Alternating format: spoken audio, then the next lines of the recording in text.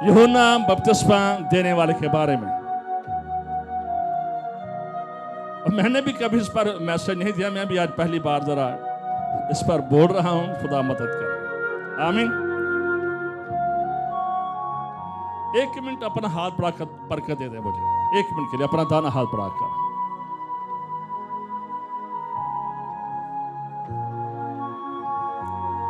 मालिक, जो कुछ तेरे बंदे कहते हैं सुन लेना।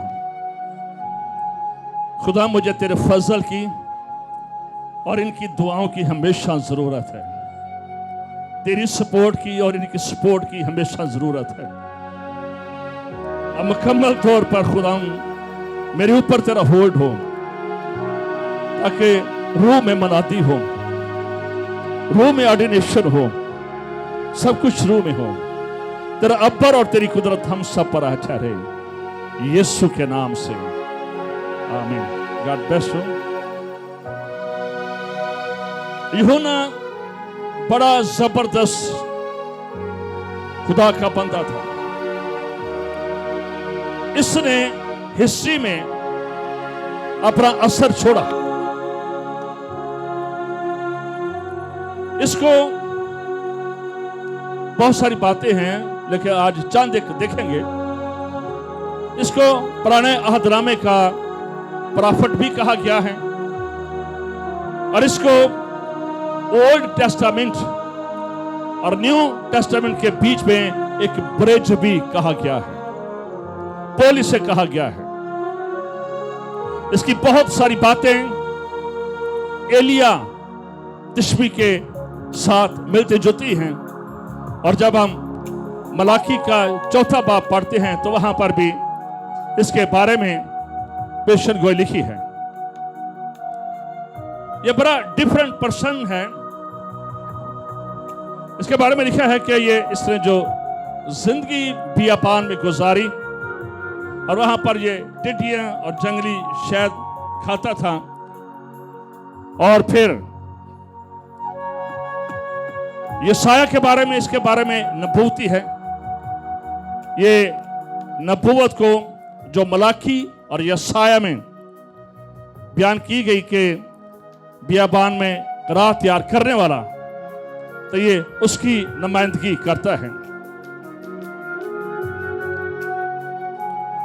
मत्ती 11:11 में लिखा है, मैं तुमसे सच कहता हूं कि जो औरतों से पैदा हुए उनमें यूहन्ना बपतिस्मा देने वाला से बड़ा कोई नहीं। ये वो शख्स है जिसने कोई मौजज़ा नहीं किया। Never miracles. हमारी ये पहचान होती है कि जो लोग जिस खादम के हाथ से गिर रहे हों वो बड़ा रूहानी है। हम डिग्रियां बनाते हैं कि जो शख्स मिरेकल्स करता है वो बड़ा रूहानी है, लेकिन बाइबल से और यीशु ने यह बयान दिया, बाप अब्राहम बहुत बड़ा। आज भी हम दुआ करते हैं, अब्राहम, इसहाक और याकूब के खुदा। मूसा बहुत बड़ा नबी, साहिब मौजज़ात, साहिब इख्तियार। कहा 10 हफ्ते समुद्र को 2 हिस्से कर दिया। कहा खुदा के साथ रूबरू गुफ्तगू कर रहा है। एलिया बहुत बड़ा नबी खुदा का, जिंदा आसमान पर उठाया गया है। अलीशा ऐसा अनॉइंटेड पर्सन कि उसकी हड्डियों में भी अनॉइंटिंग और मसा था। पता नहीं कितने अरसे के बाद एक मुर्दा उसकी कब्र में डाला गया, वो मुर्दा जिंदा हो गया था, वो मसा उसके साथ था। लेकिन दाऊद, जिसकी बात ही कुछ और है, ये मेरे दिल के मुआफिक है। यीशु ने ना तो अब्राहम कहा, ना दाऊद कहा, ना एलिया कहा, ना अलीशा कहा, बल्कि कहा कि औरतों में जितने भी प्रॉफिट और इंसान पैदा हुए हैं, यूहन्ना से बड़ा कोई शख्स नहीं है। यीशु ने यह स्टेटमेंट दी। और जब फरिश्ता जबराइल फरिश्ता जब जकरिया के पास आता है, तो वहां पर भी उसे यह पैगाम दिया जाता है कि वो बुजुर्ग होगा।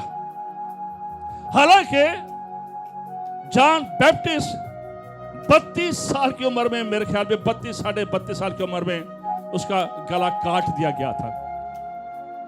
मेरे ख्याल में यीशु से ये 1 साल छोटा है, उम्र के हिसाब से नहीं है, लेकिन बाइबल कहती है कि वो बुजुर्ग होगा, वो ग्रेट मैन होगा। उसका तर्जमा यह भी है कि वो अजीम शख्स होगा, वो महान होगा।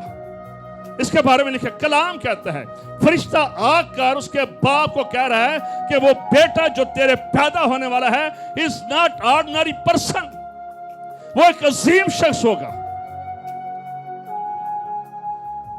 इसलिए यीशु मसीह कहते हैं कि जो औरतों में पैदा हुए, ना यिर्मयाह ने ना यशायाह ने कोई मौजज़ा किया, लेकिन बड़े प्रॉफिट थे। ना ही जॉन बैप्टिस्ट ने कोई मौजज़ा किया, लेकिन सब प्रॉफिट से ऊपर उसे नंबर दिया गया है। ये यीशु मसीह ने जितने भी आए हैं, पैदा हुए हैं, उनमें जो महान है, जो ग्रेट है, जो ग्रेट पर्सन है, ग्रेट प्रॉफिट है, जॉन बैप्टिस्ट की मानद कोई नहीं। हालेलुया। तो आज मेरी डिजायर होगी, आगे चलकर जाकर बताएंगे कि आज बहुत सारे जॉन बैप्टिस्ट पैदा हो जाए। मेरी ये दुआ होगी कि आज माएं ऐसे बच्चों को जन्म दें जो कि जॉन बैप्टिस्ट हो। मेरी ये दुआ होगी कि आज जब इन्हें मसा किया जाए तो ये जॉन बैप्टिस्ट हो, जो खूबियां उसके अंदर मेरे अजीजों बताई गई हैं। और यीशु मसीह ने उसके बारे में कहा यूहन्ना 5:35 में कि वह जलता और चमकता हुआ चिराग था। John was the lamp that burned, gave the light. जलता हुआ चिराग, उस खिदमत की आग से हर वक्त फायर, आग उसकी जिंदगी में शोला प्यार, बहुत कुछ उसके बारे में कहा जा सकता है। लेकिन यीशु ने कहा कि वो लैंप है, चिराग है, तारीकी में चमकने वाला और बहुतों को राह दिखाने वाला वो शख्स बना। जब यूहन्ना की पैदाइश की बात करते हैं, लूका की अंजील में लिखा है कि जब फरिश्ता जकरिया के पास आता है, जकरिया हैकल के बीच में खिदमत कर रहा था, बखूर जला रहा था। दाऊद बादशाह ने अपने दौर में जो लोग हैकल के अंदर खिदमत करते थे, उन्हें 24 फिरकों में, ग्रुपों में तकसीम कर दिया था। और हर ग्रुप साल में सिर्फ 2 मर्तबा एक हफ्ते के लिए खिदमत करते था। और चूंकि कहन उस दौर के पास्टर बहुत ज्यादा हो गए थे, इसलिए उस फिरके के बीच में कूड़ा डाला जाता था, कूड़ा डाला जाता था। और फिर जिस कहन का कूड़ा निकलता था वो हैकल में जाकर खिदमत करता था। और सम टाइम ऐसा भी होता था कि किसी कहन की पूरी उम्र नंबर नहीं आता था कि वो हैकल में जाकर खिदमत करे, क्योंकि बहुत ज्यादा खुदा के लोग थे और उनको ये तकसीम भी किया गया था। और फरिश्ता जब उसके पास आता है, कहता है तेरी दुआएं सुन ली गई हैं। वो दुआएं जो चर्च करता है, खुदा सुनता है। दोनों बुजुर्ग है, लेकिन अब बुजुर्गी की हालत में दुआ का जवाब आ रहा है, क्योंकि वो खुदा के साथ चलते रहे, बेऐब शरीयत पर अमल करने वाले, लेकिन खुदा के साथ चलते रहे। और फिर उन्हें जवाब आता है, वो दुआएं जो तूने अपने शादी के वक्त से शुरू की थी, वो दुआएं जो तुम अब तक कर रहे हो, इसलिए तुम्हारी दुआओं का जवाब आ गया है और तुम्हारे यहाँ एक बेटा होगा। और फिर उस बेटे के बारे में लिखा है वंडरफुल कि उसकी पैदाइश के सबब से सब लोग खुश होंगे, लोग हैप्पी होंगे। एक बात यहां पर बताना चाहता हूं, बुढ़ापे में जिस तरह अब्राहम और सारा के बारे में, इसी तरह जकरिया और लिशवा के बारे में अब उम्मीद नहीं थी कि इनके बेटा पैदा होगा, उम्मीद नहीं थी कि ये मां और बाप बनेंगे, लेकिन God's time is the right time and the best time। क्योंकि ये उस वक्त हो रहा था कि जब पूरे 400 साल या इनसे ज्यादा अरसा हो चुका था कि कोई नबी नहीं आया था, कोई प्रॉफिट नहीं आया था। लोग भूल गए थे नबूवत को, लोगों को पता नहीं था कि नबी भी होते हैं, क्योंकि 400 साल का अरसा खामोशी के साल थे। तीसरे 400 साल के बाद ये आवाज, ये फरिश्ता उतरता है बड़े सालों के बाद। इसलिए उन्हें ये खुशखबरी दी जाती है कि उसकी पैदाइश के सबब से लोग खुश होंगे।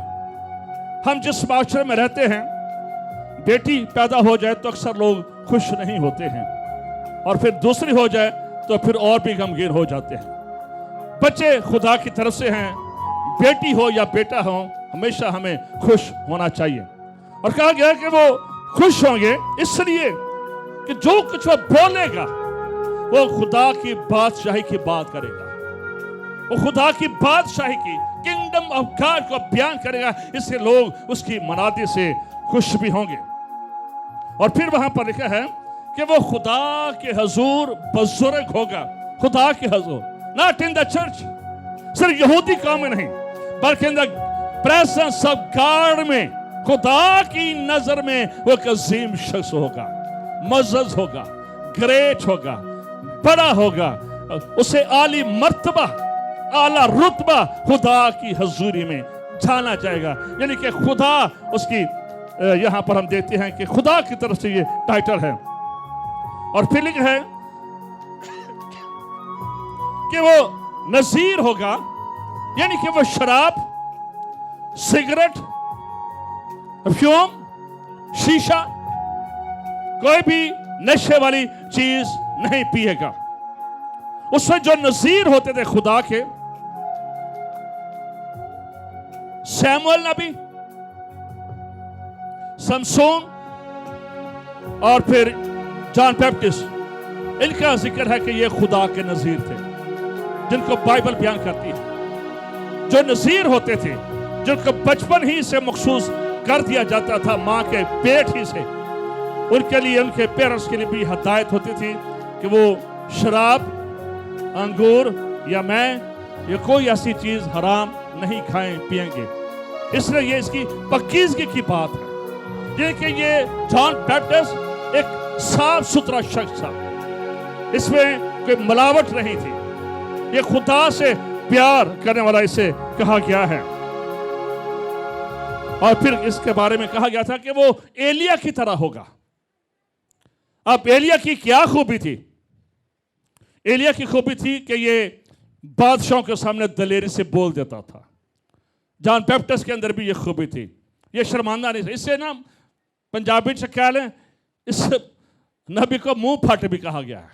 मुंह फट बोल देता था, जो सच है वो बोल देता था, और ये दलेरी से बोल देता था इसलिए। और जिसका ड्रेसिंग थी, जो कपड़े थे, वो भी एलिया की तरह मिलते थे। एलिया की तरह, जिस तरह एलिया की भी पोशाक, इसकी भी पोशाक थी। इसके बारे में लिखा है कि ये ऊंट के बालों की पोशाक पहनता था, और इसकी खुराक क्या थी? टिड्डियां। टिड्डियां, इस बात को याद रखें कि टिड्डियां वो लोग खाते थे उस दौर में जो बहुत गरीब होते थे, बहुत गरीब होते थे। हम्बल मैन इसे कहा गया है।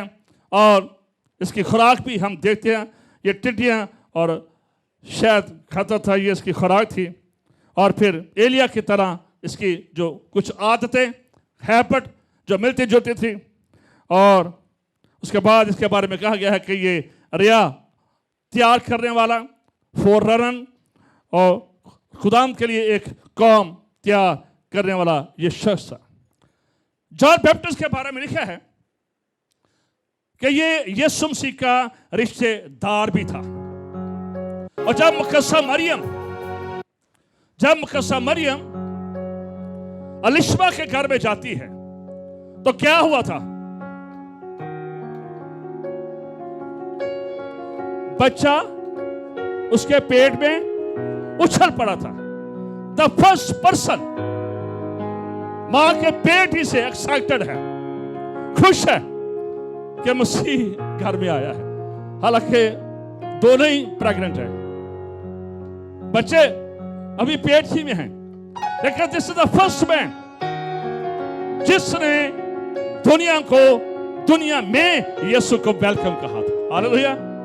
फर्स्ट पर्सन जिसने यीशु को वेलकम कहा था, एक्साइटेड है। आज लोग तौबा करते हैं, पाक रूह से ममूर होते हैं, उनकी खुशी कम नजर आती है। नहीं तो पहले लोग तौबा करते थे, रूह से ममूर होते थे, बड़े खुश होते थे कि तौबा कर लिया जी, मैंने तौबा कर लिया। बताते हैं, हम तो दस नहीं किसी को बताते नहीं किसी को खुदा ने मेरी जिंदगी में क्या काम किया है। लेकिन जॉन बैप्टिस्ट, यूहन्ना बपतिस्मा देने वाला, इसकी ये खूबी हमें नजर आती है कि ये वार्मली वेलकम कह रहा है यीशु मसीह को। ये एक्साइटेड है, ये उस तरह से एक्साइटेड है जब इसने यीशु के बारे में कहा था, देखो खुदा का बड़ा जो जहां के गुनाह उठा लिया जाता है। ये उस वक्त भी एक्साइटेड था, लेकिन जब ये मां के पेट में है तो ये उस वक्त भी खुश था कि यीशु और उसकी मां मेरे घर में आई हैं।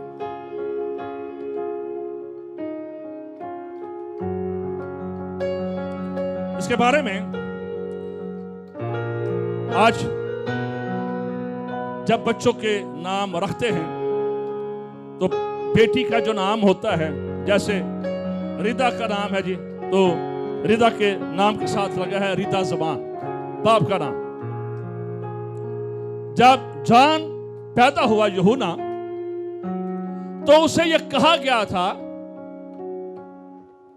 जबराइल फरिश्ता ने कहा था कि जब ये पैदा होगा तो इसका नाम क्या रखना? यूहन्ना रखना।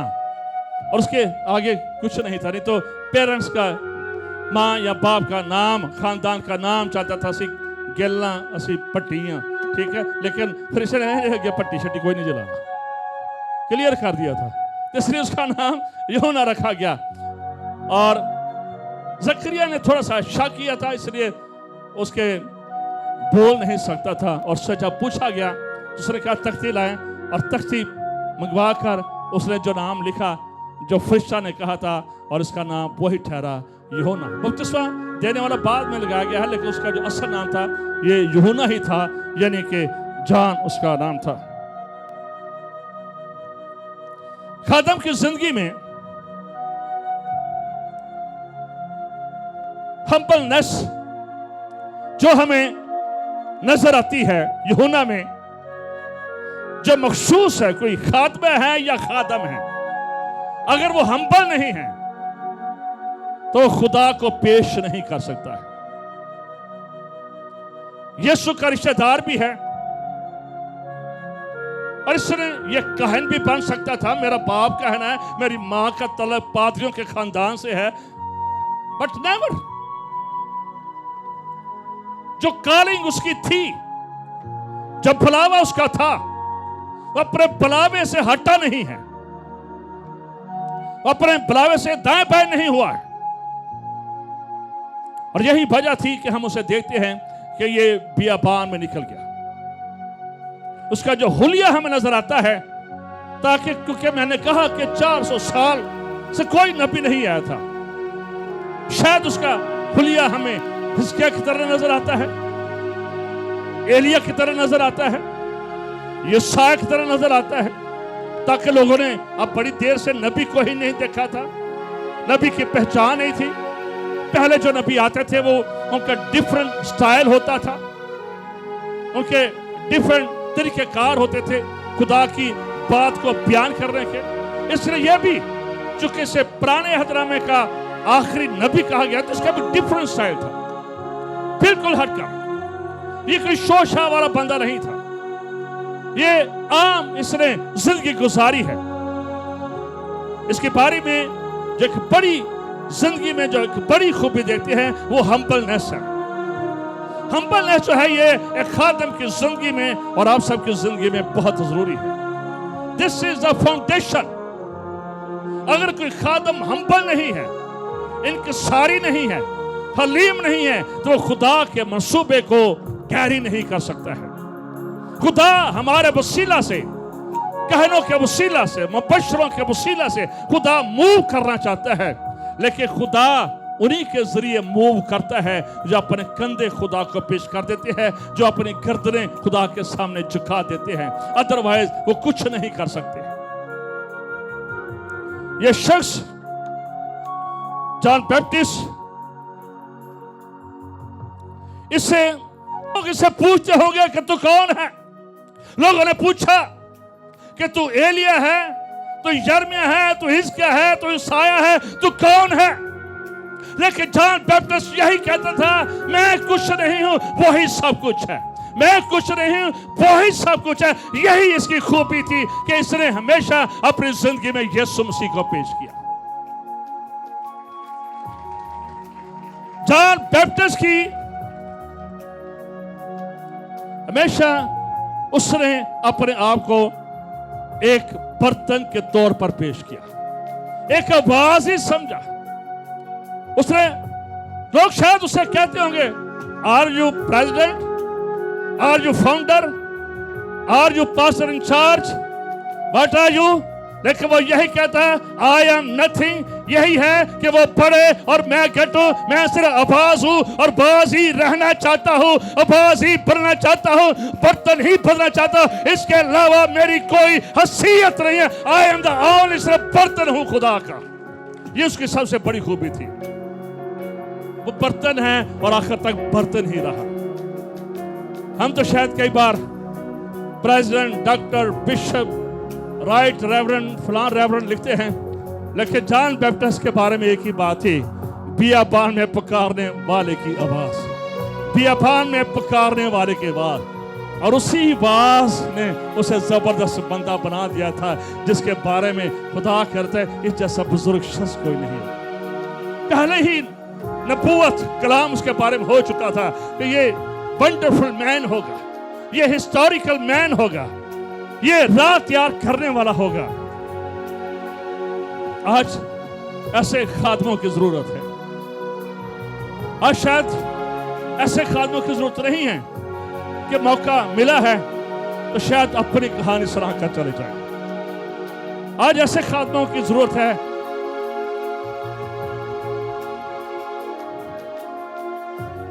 बियाबान में राह तैयार करने वाला।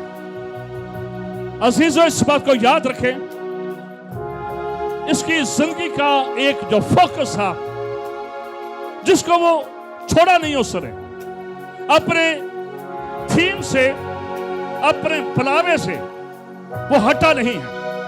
और इसका एक ही टारगेट था कि यीशु को पेश करना है, यीशु के लिए राह तैयार करनी है। ये यीशु के लिए स्पिरिचुअली मोटरवे बनाने आया था, ताकि जिस पर बादशाह चलकर आ सके।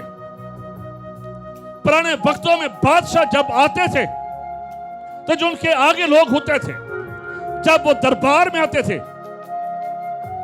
तो जो उनके आगे मुलाजिम होते थे, जो लोग होते थे, वो ये बयान करना शुरू कर देते थे, होशियार होशियार, बाअदब मुलाजा, होशियार, बादशाह सलामत की सवारी आ रही। तैयार करते थे, लोगों को टेंशन कर देते थे, लोगों को पता चल जाता था कि बादशाह अब जो है महल में दाखिल हो रहा है। जॉन बैप्टिस्ट की खिदमत ही यही थी कि यीशु बादशाह के लिए राह तैयार करे और दिलों को तैयार करे। और आज आपकी भी यही खिदमत है कि आने वाले यीशु के लिए फिर से लोगों के दिलों को तैयार करें। टाइटल कुछ नहीं, अगर आप तैयार नहीं करते हैं तो आप, जो लोग पहले से भी मखसूस शुदा हैं और जो आज होंगे, अगर आप राह तैयार नहीं करते तो आप कुछ भी नहीं है। यू आर नथिंग, कुछ भी नहीं है। बुलाए जाने का पर्पस यही है कि हम फोर रनर हों, बियाबान में राह बनाने वाले हो, ताकि बादशाह, बादशाह का बादशाह, किंग ऑफ ग्लोरी, जलाल का बादशाह उस राह से फिर से दुनिया में दाखिल हो सके। हमारी यह जिम्मेदारी है कि हम राह तैयार करें।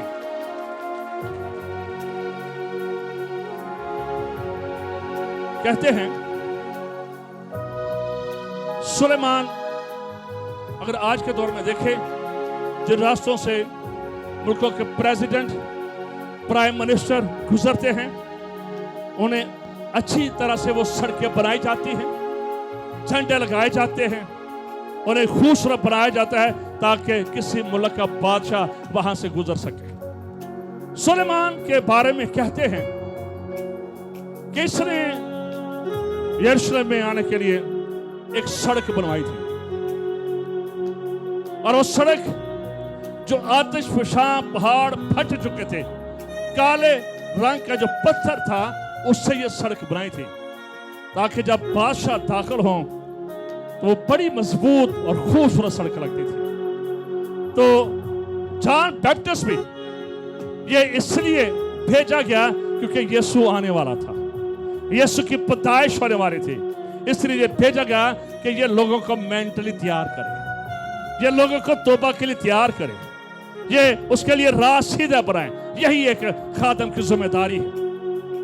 अगर कोई खादम ये जिम्मेदारी पूरी नहीं करता है तो वो कुछ भी नहीं है, उसके मनुष्य कुछ भी नहीं है। हमारी मनुष्य यही होनी चाहिए कि हमने यीशु का पेश करना है।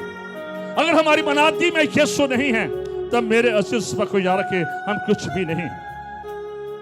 यूहन्ना ने जो फोकस किया, इसने सबसे पहले जो फोकस किया अपनी खिदमत में, तौबा करो क्योंकि आसमान की बादशाही, एक इसका मैसेज था, तौबा करो, तौबा करो, तौबा करो। अगर हमारी मनादी में तौबा नहीं है, अगर हमारी जिंदगी में रिपेंट नहीं है, रिपेंट का मतलब है एटीट्यूड का तब्दील हो जाना, रवैये का तब्दील हो जाना, सोचों का तब्दील हो जाना, ख्यालात का तब्दील हो जाना। तौबा का यही मकसद है, और यही ये बयान करता था। और इसने कहा था कि अगर तुम तौबा करोगे तो फिर आगे चलकर कहता है मत्ती 3:10 में, अब दरख्तों की जड़ पर कुल्हाड़ा रखा हुआ है, बस जो दरख्त अच्छा फल नहीं लाता वो काटा और आग में डाला जाता है। इसने कहा था क्योंकि जब लोग आते थे, लोग इसके बहुत ज्यादा फॉलोअर थे, इसको लोग बहुत ज्यादा फॉलो करते थे। जब इसने तौबा की मनादी की है, मशरक मगरब शमा जुनूब से लोग निकल कर इसके पास आते, तौबा करते और बैप्टाइज होते थे। बड़ी पावरफुल इसकी मनादी थी।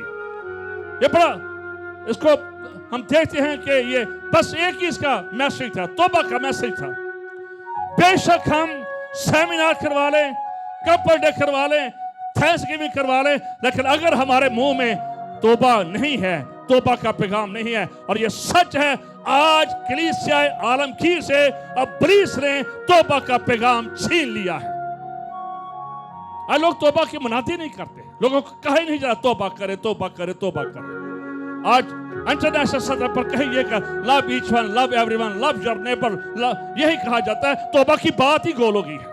इब्लीस ने हमारे बदलों से, सोचों से, हमारे मुंह से तौबा का पैगाम, सलीब का पैगाम छीन लिया है। अगर ये नहीं है तो कुछ भी नहीं। हम बेशक किसी भी डिनोमिनेशन से तल्लुक क्यों ना रखते हों, लेकिन रिपेंट बेहद जरूरी है। दिस इज द बेस, ये फाउंडेशन है। अगर कोई खादम यीशु की मनादी को पेश नहीं करता है, जॉन बैप्टिस्ट की मनादी को पेश नहीं करता है, जॉन बैप्टिस्ट ने यही करा, तौबा करो क्योंकि आसमान की बादशाही नजदीक आ गई है। और फिर उसने कहा कि दरख्तों की जड़ पर कुल्हाड़ा रखा है, इसलिए जो दरख्त अच्छा फल नहीं लेता, वो कहता है तुम्हारी पहचान, तुम्हारी तौबा की पहचान, तुमने जिंदगी तब्दील किया, इस बात से होगी कि तुम्हारी जिंदगी में फल है कि नहीं है। कैसे चेक करें? गलतियों के खत में फलों के बारे में लिखा है कि हमारी तौबा सच्ची है या आरजी है या टेम्परेरी है या बस दगा रोड़ा है। कैसी हमारी तौबा है? वो यूहन्ना ने कहा कि अगर तुम्हारी तौबा इस बात से चेक होगी कि तुम्हारे अंदर फ्रूट की तरह, तुम्हारी खिदमत कितनी है, तुम्हारा फ्रूट कितना। अगर फ्रूट है तो तुम्हारी तौबा सच्ची है, अगर फ्रूट नहीं है तो फिर कल्हाड़ा तुम्हारी छड़ पर, फाउंडेशन पर रखा है, एक दिन चलेगा और सब कुछ कट जाएगा और सब कुछ खत्म हो जाएगा। बड़ा क्लियरली इस बात को बयान करता था। John Baptist not loaded with the highly desire, ये ख्वाहिशों से भरा हुआ शख्स नहीं था। ये कर लो, वो कर लो, वो ले लो, वो ले लो, ये कर लो, ऐसे कर लो। नेवर। वेरी सिंपल पर्सन, बहुत सादा शख्स है। इसने अपने आप को, जब पता नहीं अब कितना अर्सा, ये नहीं मुझे पता, लेकिन इसने अपने आप को आइसोलेट कर लिया। जैसे कि कोरोना वाले नहीं आइसोलेट हो जाते, 14 दिन 10 दिन हफ्ता कमरे में कोई ना मिले, खाना भी हम आइसोलेट हो जाते हैं। ये तो कमरे छुंदे, लेकिन जॉन बैप्टिस्ट जंगल में आइसोलेट हो गया था। उस जंगल में चला गया था, उस बियाबान में चला गया था, जहां पर वो अपने कनेक्शन को खुदा के साथ कायम कर सके, जहां पर वो खुदा की आवाज को सुन सके, जहां पर उसकी तैयारी स्पिरिचुअली हो सके। बियाबान अगर किसी खादम की जिंदगी में नहीं आता है और आप अपने आप को आइसोलेट नहीं करते हैं खुदा की खिदमत के लिए, तो आपकी खिदमत बेकार है। और आप अपने आप को लग नहीं करते हैं तो आपकी खिदमत, आपका टैलेंट बेकार है, आपका टाइटल बेकार है। डेडिकेशन का यही मतलब होता है दुनिया से अलग हो जाना। समटाइम हम खादम बस अपने बहन भाइयों, रिश्तेदारों, चीजों को खुश करते रहते हैं, और जो खिदमत खुदा ने हमें दी होती है वो खिदमत हम नहीं करते हैं। We don't feel full of ministry, हम उस मिनिस्ट्री को टाइम नहीं देते हैं, और जिसकी वजह से हम पढ़ते नहीं हैं। और फिर इस बात को याद रखें, जब आप पर तेल आ गया है, मसा आ गया है, अगर आप उसकी कदर नहीं कर रहे तो you are responsible, you are accountable, आप जवाबदेह हैं। शायद मुझे तो जवाब ना दे सके, लेकिन एक और अथॉरिटी है जो पूछेगी, हाँ भाई तुझे मखसूस किया गया था, की किता है, कितने लोग बचाए हैं तूने अपनी खिदमत में, तुझे एल्डर बनाया था, तुझे मुबश्शिर बनाया था, तुझे डीकन बनाया था, तुझे मुबश्शिरा बनाया था, की किता जो मेरे लिए। खुदा पूछेगा ना, पादरी कमर पूछे या ना पूछे, but God will ask you. जो मखसूस है काम नहीं करते हैं, खुदा पूछेगा उनसे, क्योंकि खुदा फिर जिनको तोड़े देता है, किसी को 10, किसी को 5, किसी को 4, देन टाइम कम, फिर जब मालिक है इसने पूछा, हाँ भी की बनाया जो ना तोड़े, मैंने तुझे ये तोड़ा दिया था, उन 10 का क्या किया, उन 5 का क्या किया, उन 2 का क्या किया, उन 4 का क्या किया, व्हाट डिड यू डू, उनके साथ तूने क्या किया है। फिर शायद मेजॉरिटी यही करेगी, हाँ खुदा ने सानू नप दिता ही, मैं कारोबार में बहुत बिजी था, मैं बच्चों में बहुत बिजी था, मैं रिश्तेदारों में बहुत बिजी था, इसलिए मैं तेरा काम नहीं कर सका। और फिर आवाज आएगी, इनको संधेरे में ले जाओ जहां पर रोना और दांतों का पिसना। जब डेडिकेट है, इसका मतलब है यू आर अवेलेबल है, अब खुदा की खिदमत के लिए अवेलेबल है। बुनियादी काम रूहों को बचाना है, अगर ये काम नहीं कोई मुबश्शिर, कोई एल्डर, की पास्टर करता तो फिर वो बेकार है। इस बात को याद रखिए, असल काम तौबा की मनादी है। और इसलिए जॉन बैप्टिस्ट ने अपने आप को आइसोलेट किया, अपने आप को तैयार किया। यीशु मसीह ने भी 3-3.5 साल खिदमत की, लेकिन इससे पहले कि यीशु खिदमत करता, उसने बियाबान में अपने आप को आइसोलेट किया। अगर मूसा की बात करते हैं तो हम देखते हैं कि मूसा ने भी जब कत्ल हो गया मिस्री का, तो वो बियाबान में 40 साल आ गया ताकि खुदा के साथ उसका इनकाउंटर हो सके।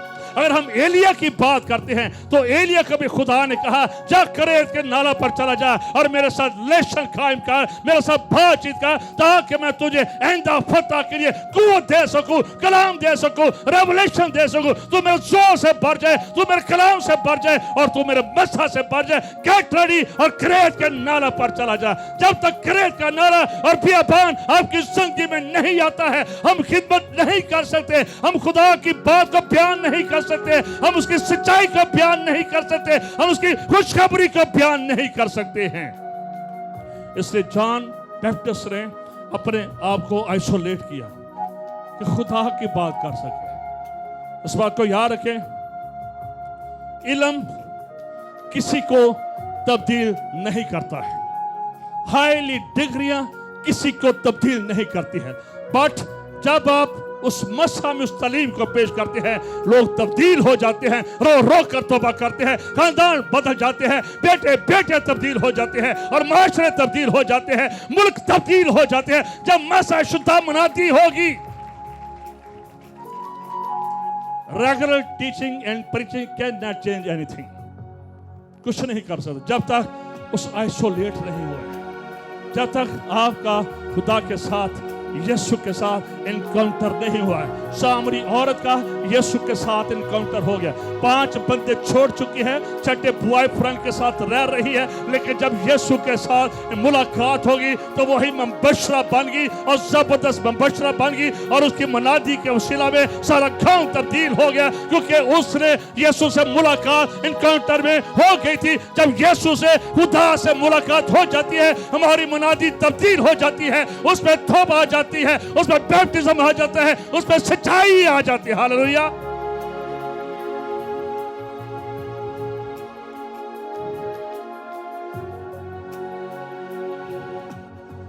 जॉन बैप्टिस्ट दलेरी से बोलने वाला शख्स था, यह गुनाह को लपेट कर पेश नहीं करता था, यह खुला कहता था ज़िना करी हराम है, शराब हराम है, बेखोरी हराम है, झूठ गलत है, गलत रिलेशन गुनाह है। और फिर एक दिन इसने हेरोदिस को भी कह दिया। हेरोदिस ने अपने भाई की बीवी रखी हुई थी, इसने कह दिया ये तुझे रवा नहीं है, तू किसी ओहदे पर है, तू किस चीज पर है, तुझे चुना गया है, ये तुझे सूटेबल नहीं है कि तू अपने भाई की बीवी के साथ नाजायज तलकात करे। दलेरी से बोलने वाला शख्स था। आज शायद हम पंजाबी कहले लपेटा मार जाने, गुनाह को गुनाह नहीं कहा जाता, इंटरनेशनल सतह पर आज खुलकर मनाती नहीं होती है। आज गेज के खिलाफ, लेस्बियन के खिलाफ, ऐसे कामों के खिलाफ इंटरनेशनल सतह पर, इंटरनेशनल चर्च में मनाती नहीं होती है, ताकि लोग छोड़ ना जाए, हमारे डॉलर ना चले जाए। आज जरूरत है ऐसे सुरमा, ऐसे जॉन बैप्टिस्ट पैदा हो जो कह सके कि नाच रंग, ये ज़िनाकारी, ये हरामकारी, ये शराबखोरी, ये झूठ है, ये गुनाह है, ये दोज़ख में ले जाएगा। इसलिए बैप्टिस्ट ने उसे क्लियर किया था। बादशाह यहां पर इसकी जो स्पिरिट है एलिया के साथ मिलती है। एलिया ने भी अखीब से कहा था, तेरी सल्तनत में ये जादूगरी आई है, तूने वो बीवी कर ली जो जादूगरों की बेटी थी, पूरे मुल्क को बुत परस्त बना दिया है। इसलिए मैं जो खुदा की हजूरी में खड़ा होता हूं, तेरे मुल्क में ना तो मींह बरसेगा ना ओस बरसेगी, और ये आसमान इस मुल्क और यहूदी नस्ल के लिए बंद रहेगा। वो गैरत रखता था। जॉन बैप्टिस्ट भी खुदा के लिए गैरत रखता था। खुदा के लिए गैरत हमारी जिंदगी में होनी चाहिए। यह सैक्रिफिशियल शख्स था। एक वक्त आया कि जब बादशाह के दरबार में उसी औरत की बेटी नाच रही थी, तो उसने पूछा, तो क्या चाहती है तेरे लिए किया जाए? उसने कहा, माँ ने सिखाया उसे क्या कि मुझे जॉन बैप्टिस्ट का सर चाहिए। और फिर उसी वक्त जॉन बैप्टिस्ट को उसका सर काटा गया और तोहफे के तौर पर उसी औरत को पेश किया गया जिसके बारे में यूहन्ना ने उंगली उठाई थी। जान चली गई है, अपनी मनादी से वो पीछे नहीं हटा है, सच्चाई से पीछे नहीं हटा है। सच्चाई एंड तक जो बुलावा उसका था, उस बुलावे से वो पीछे नहीं हटा है। अपने बुलावे का वो ताबे फरमान रहा है, अपनी काली का वो obedience रहा है, वो खुदा का वफादार रहा है, वो अपनी नबूती खिदमत का वफादार रहता है। और जो कुछ भी उसे खुदा कहता था और उसका एक ही पैगाम था, तौबा करो, रिपेंट एंड रिपेंट। एक ही मैसेज था। अगर आज भी किसी ने तौबा नहीं की है, इस मैसेज के दौरान वो तौबा कर सकता है। आप यीशु को अपना शख्सी निजात दहिंदा कबूल कर सकते हैं।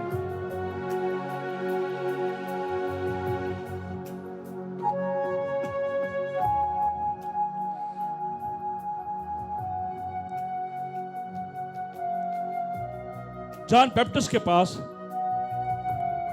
मैंने कहा कि दूर दूर से लोग आ जाते थे और फिर उनको वो बैप्टाइज करता था। वहां से हम ये देखते हैं, फिर यीशु भी उसके पास आए थे और यीशु को वो देना नहीं चाहता था, लेकिन यीशु ने लिया। मत्ती 3:11 में लिखा है, जो मेरे बाद आता है वो मुझसे जोरावर है और मैं उसकी जूतियां उठाने के लायक नहीं। What a beautiful. दो फोकस उसकी जिंदगी के, जॉन बैप्टिस्ट के, तौबा की मनादी और यीशु को पेश करना। कहता जो मेरे बाद आता है वो हम नहीं है, वो है। मैं तो तुम्हें पानी से बपतिस्मा देता हूं, बट जो आफ्टर मी वो तुम्हें रूह कुदस से बपतिस्मा देगा। और ऐसा जबरदस्त है, वो ऐसा जबरदस्त बंदा है जो मेरे बाद आ रहा है। वो यीशु की बात करता था, कहता वो ऐसा जबरदस्त है, मैं तो उसकी जूती उठाने और तस्मा खोलने के भी लायक नहीं। हालांकि यीशु कह रहा है ये वो शख्स है, फरिश्ता कह रहा है ये वो शख्स है जो महान होगा, जो ग्रेट होगा, अजीम होगा। लेकिन जो अजीम है, जो महान है, वो कह रहा है कि जो मेरे बाद आता है। इसलिए इसे बियाबान की में आवाज कहा गया है, इसलिए इसे फॉररनर कहा गया है, क्योंकि वो सिर्फ अपने हीरो को पेश करता था। ये उसकी खूबी थी, वो अपने हीरो को पेश करता था। काश के हम खादम यीशु हीरो को पेश करें।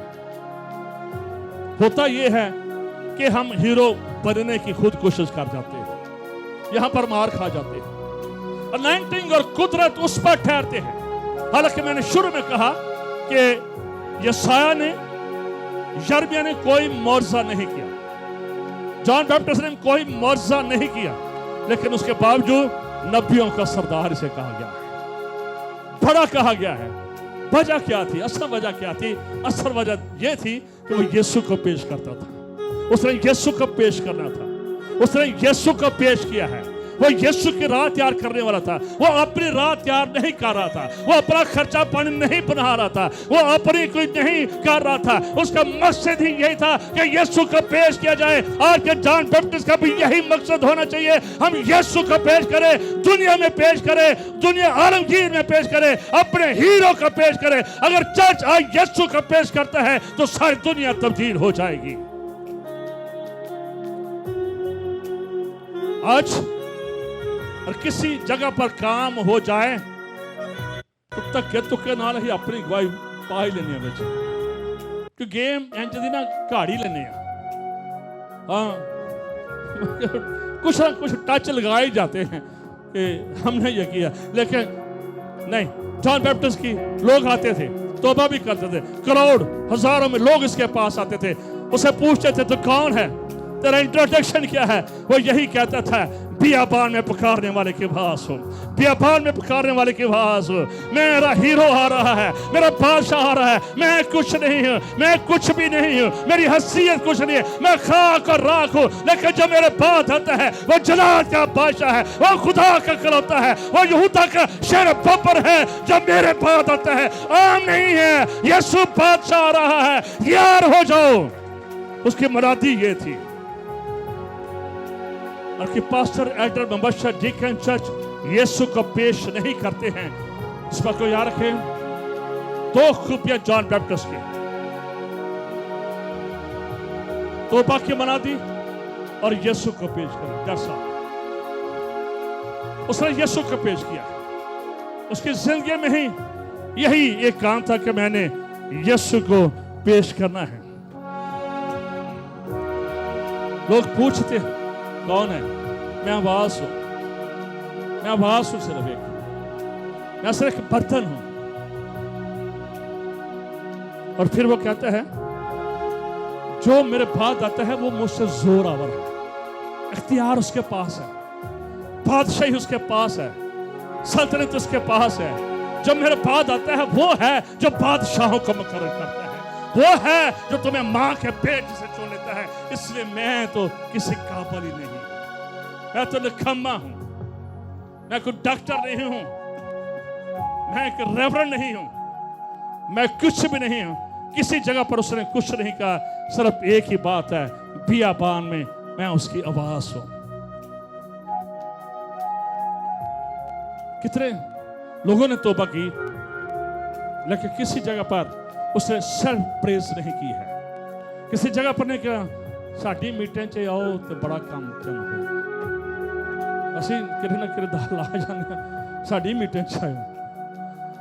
हम यीशु को पेश नहीं करते। आज यीशु को, आज ये पैगाम ले ले, हर एक जहां पर भी है, छोड़ दें किस खिदमत में है, आम है, बस आज ये पैगाम ले लें, तौबा का पैगाम ले लें और ये पैगाम ले लें, मैंने यीशु को पेश करना है। बात यीशु की करें। जब यीशु की पेश करेंगे, खुदा को पता था इसलिए उसे कहा गया है। अब यीशु क्यों कह रहे हैं कि ये जो है यूहन्ना, ना अब्राहम की बात हुई है, ना हजरत यूसुफ की बात हुई है, ना हजरत इसहाक की बात हुई है, ना अलीशा की बात है, ना नहमिया की बात है, ना हिजकिय्याह की बात है, ना मलाकी की बात है, किसी प्रॉफिट की बात नहीं है, बल्कि यीशु ने कहा एक ही अजीम है और वो यूहन्ना है, वो यूहन्ना है। क्योंकि यूहन्ना यीशु को पेश करता है। जब यीशु को पेश करेंगे, आप भी अजीम बनते चले जाएंगे, आप भी ग्रेट बनते चले जाएंगे। बेशक आपके वसीला से मिरेकल हो या ना हो, लेकिन जब यीशु की बात करते हैं, अनॉइंटिंग और कुदरत आप पर ठहरना शुरू हो जाएगी। आप खुदा के जलाल से और कुदरत से भरना शुरू हो जाएंगे जब यीशु को पेश करेंगे। आज का चर्च इसलिए मसा नहीं होता है, आज इसलिए खिदमत पावरफुल नहीं होती है, आज इसलिए खिदमत मल्टीप्लाई नहीं होती है, आज इसलिए खिदमत फ्रूटफुल नहीं होती है कि हम अपने आप को पेश करते हैं। यूहन्ना ने किसी जगह पर नहीं कहा मेरे पीछे चलो, मेरे चर्च में आओ। मेरा बाप भी कहन था, मेरी माँ का तलक भी कहाना से था, लेकिन उसने किसी उन सबको छोड़ दिया, आइसोलेट कर लिया और एक वास बन, उसने उस वास को बनने के लिए अपने आप को आइसोलेट किया है, अपने कनेक्शन को खुदा के साथ कायम किया है। और फिर वो आता है और जोर से मुनादी शुरू कर देता है, देखो तौबा करो क्योंकि आसमान की बादशाही नजदीक आ गई है। अजीज चर्च, ये बड़ी देर के बाद आवाज थी। बड़े सालों से लोगों ने किसी नबी की आवाज नहीं सुनी थी, उन्हें यह पता भी नहीं था। इसलिए जब 400 साल के अरसे के बाद एक मैदान में किसी ने आना है, तो उसने उस तैयारी के साथ अपने आप को तैयार किया। जब 400 साल के बाद एक नबी की एंट्री हो तो पावरफुल एंट्री, ताकि लोग कबूल करें, लोग कबूल करें। और फिर लोगों ने कबूल किया, लोग आते और बैप्टाइज होते थे, क्योंकि उसने एक वक्त खुदा के साथ गुजारा था। जब आप खुदा के साथ वक्त गुजारते हैं, आपकी जिंदगी में मिरेकल होना शुरू हो जाते हैं। आखिर में पौलुस रसूल तीमुथियुस को लिखते हैं 4:5 में, मगर तू सब बातों में होशियार रह, दुख उठा, बिशारत का काम अंजाम दे, अपनी खिदमत को पूरा कर। Fulfil your ministry, fulfil your ministry. जितने मुबश्शिरा हैं, जितने मुबश्शिर हैं, जितने एल्डर हैं, जितना चर्च है जो तौबा कर चुके हैं, उनके ये कलाम है, फुलफिल योर मिनिस्ट्री, अपनी खिदमत का बिशारत का काम सर अंजाम दे। वो यही कह रहा था कि यीशु आ रहा है, जिसके छूने से, हाथ लगाने से लोगों में जिंदगी दाखिल हो जाएगी। आज दुनिया गुनाह में खत्म हो रही है, गुनाह में मर रही है, गुनाह की दलदल जो है यह बढ़ती चली जा रही है। बदी, लिबरल थियोलॉजी, डिफरेंट डॉक्ट्राइन, और दुनिया के अंदर आज गुनाह तेजी से दौड़ रहा है। पाकीज़गी जो है ऐसे लगता है जैसे खत्म हो रही है। यीशु के बारे में एक बात बताना चाहता हूं। उस वक्त जो कोढ़ी थे,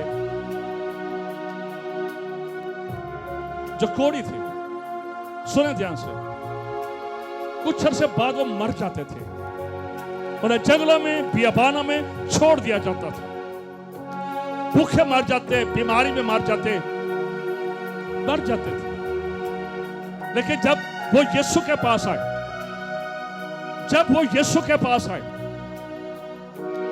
इस बात को याद रखें, उनको कुछ छूता नहीं था।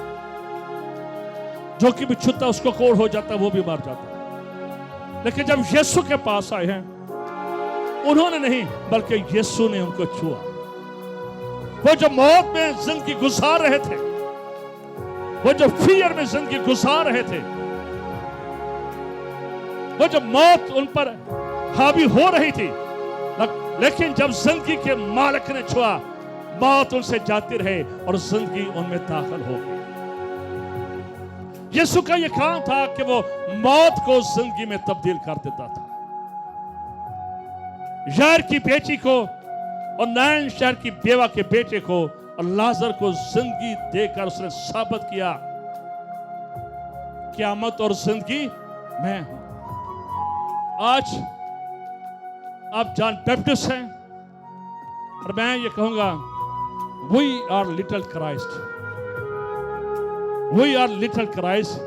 कि हम लोगों में जिंदगी को दाखिल करें। आज वो फिक्रों से, परेशानियों से मर रहे हैं। आज जरूरत है कि जॉन बैप्टिस्ट का पैगाम और यीशु का पैगाम, तौबा करो बादशाही आ गई है, पहुंच गई है। दिस इज द टाइम कि हम लोगों को जिंदगी दें जो मखसूस हैं, जो होने जा रहे हैं। दिस इज द टाइम मैं कहें कि मेरे बदन से जॉन बैप्टिस्ट पैदा हों। वो लोग पैदा हो जो रूह से, बचपन ही से मां के पेट से मामूर थे। जॉन बैप्टिस्ट बैप्टाइज फ्रॉम, मां के पेट ही से वो बैप्टाइज था, इसलिए वो एक्साइटेड था, इसलिए दलेरी उसमें थी। आज चर्च के अंदर तौबा भी नहीं है, गवाही भी नहीं है और रूह की मामूरी भी नहीं है। आज वो जॉन बैप्टिस्ट नहीं है। आज शायद उसकी हम कहानी सुन रहे हैं, लेकिन मैं ये कहता हूं, अपने आप को पेश कर, आइए अपनी जगह पर खड़े होते हैं। आइए कहे खुदा